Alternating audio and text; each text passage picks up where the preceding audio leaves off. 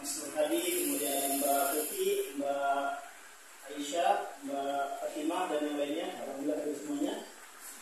Baik, sebelumnya pada pertemuan yang pekan lalu kita sudah membahas tentang pengertian dan ruang lingkup fatwa. Ya. Sedang sekarang kita akan melanjutkan materi yang kedua tentang kedudukan fatwa dalam pembentukan hukum ekonomi syariah. Ini masih berkaitan erat dengan pertemuan yang sebelumnya. Ketika kita berbicara tentang produk hukum Islam di Indonesia, tentunya tidak akan terlepas dari karena pakar syariah ya. Pakar syariah itu ada mujtahid ya. Kemudian ada fuqaha, kemudian ada mufti, kemudian ada ulama, akademisi, qadhi dan lain-lain. Itu yang pertama. Kemudian yang kedua ada lembaga terkait pendapatnya menjadi pertimbangan. Misalnya kalau di Indonesia ada lembaga fatwa dari MUI ya, DSN, Dewan Syariah Nasional Majelis Ulama Indonesia. Kemudian ada juga Bahsul Masail Nahdlatul Ulama. Kemudian ada juga Majelis Tarjih dan Tajdid Muhammadiyah. Itu lembaga-lembaga fatwa resmi di Indonesia yang mengeluarkan fatwa-fatwa yang berkaitan dengan sosial keagamaan dan yang lainnya. Termasuk di dalamnya ada ekonomi syariah ya, begitu. Oke. Kemudian sebelum saya lanjutkan, saya ingin bertanya dulu nih sama teman-teman sekalian. Kalau menurut Mas Nur Hadi yang dimaksud dengan fatwa itu apa? Silakan. Fatwa itu satu ketetapan yang menjadi landasan sesuai dengan hukum Islam. Oke, bagus. Terima kasih. Kemudian menurut Mbak Hana, bagaimana? Mbak Hana, fatwa itu apa? Menurut Mbak Aisyah, silakan. Mbak Aisyah, fatwa. Apakah misalnya fatwa itu mengikat atau bisa tidak mengikat atau wajib harus diikuti? Bagaimana kalau pendapat dari Mbak Alisa? Silakan.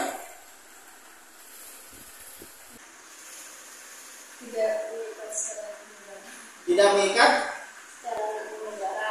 Iya, secara hukum negara. Ya, bagus ya. Betul. Fatwa itu tidak mengikat ya.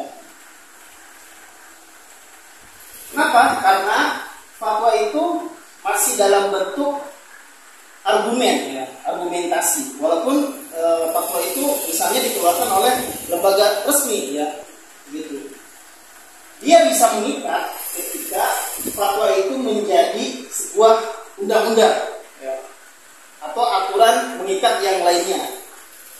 Misalnya di Indonesia ada undang-undang perbankan syariah ya. Kemudian ada undang-undang zakat dan yang lainnya. Nah, yang saya sampaikan tadi, ini saya berikan contoh 3 saja ya. Sebenarnya banyak. Di sini ada misalnya lembaga fatwa Bahsul Masail Nahdlatul Ulama. Ya. Kemudian ada Majelis Tarjih dan Tajdid Muhammadiyah. Kemudian ada juga DSN, Dewan Syariah Nasional MUI. Nah, ketiga lembaga fatwa ini memiliki metode penetapan fatwa secara punya ciri khas masing-masing, gitu ya. Misalnya Nahdlatul Ulama itu menggunakan yang namanya takrib jama'i dari kitab populer. Jadi misalnya kitab-kitab yang dibahas di dalam pesantren-pesantren Nahdlatul Ulama, mereka biasanya merujuk ke situ, ya. Misalnya ada Fathul Qorib, ya, kemudian kitab-kitab kuning yang lain. Kemudian contoh metode fatwa Muhammadiyah. Jadi misalnya di sini ada Bayani. Bayani itu menafsirkan suatu ayat yang dhanni ya dengan ayat yang lain. Nah, itu metode fatwa yang dilakukan oleh Muhammadiyah. Kemudian berikut berikutnya ada Majelis Ulama Indonesia, ya, Majelis Ulama Indonesia. Metodenya dengan menggunakan maskot ilmu, yaitu bersumber dari hukum Islam yang muktabar. Tentunya Al-Quran, ya, kemudian hadis, kemudian ijma, qiyas, dan sumber hukum Islam yang mutawatir lainnya. Begitu. Oke, sampai di sini teman-teman sekalian, kira-kira ada yang mau ditanyakan terkait dengan metode fatwa yang dikeluarkan oleh lembaga fatwa yang ada di Indonesia? Ada yang mau ditanyakan? Itu tadi itu ya, Ustaz, Ya. namanya tadi kan fatwa itu belum menjadi keputusan, belum menjadi hukum. Ya. Artinya ketika dikeluarkan, kalau sudah diumumkan, misalnya Majelis Ulama Indonesia memberikan fatwa, diumumkan itu berarti sudah jadi hukum kalau diumumkan gitu. Kalau secara legalitas aturan mengikat, walaupun dia sudah ada misalnya tanda tangan dari ketua komisi fatwa, misalnya ketua MUI langsung, itu tetap belum mengikat. Belum mengikat. Kecuali tadi sudah diimplementasikan atau diterbitkan menjadi undang-undang. Misalnya ada peraturan Bank Indonesia yang mengatur tentang perbankan syariah, itu memang pure yang diambil dari fatwa MUI itu. Oke. Ya. Terima kasih atas pertanyaannya. Nah, berikutnya, ya. Jadi produk hukum ekonomi syariah dari legal opinion tadi ya, dari tadinya argumentasi, pendapat ya, dari misalnya komisi fatwa, kemudian dari Basul Masail, dari Majelis Tarjih Muhammadiyah, itu bisa menjadi legal binding. Legal binding itu ketetapan yang mengikat tadi ya.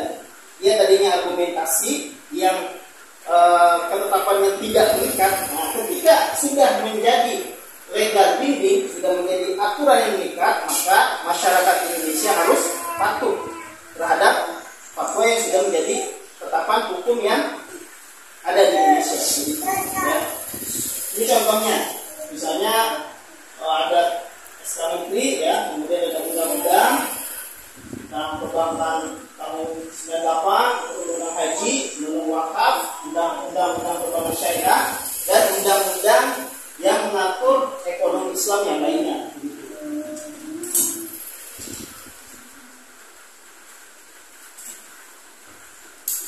Oke. Jadi fatwa itu bisa menjadi sebuah aturan yang mengikat ya, ketika fatwa tersebut sudah menjadi undang-undang.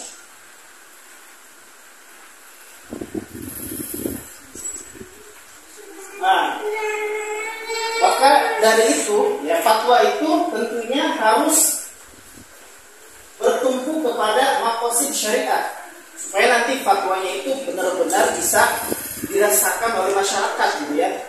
Tidak misalnya fatwa itu menjadi polemik atau misalnya bertentangan dengan keadaan di masyarakat Indonesia misalnya. Makanya nanti harus melihat dari sisi maqasid syariatnya gitu ya. Jadi memberikan kemaslahatan, kemudian menghindari kemudaratan atau hal-hal yang bisa membahayakan masyarakat Indonesia begitu.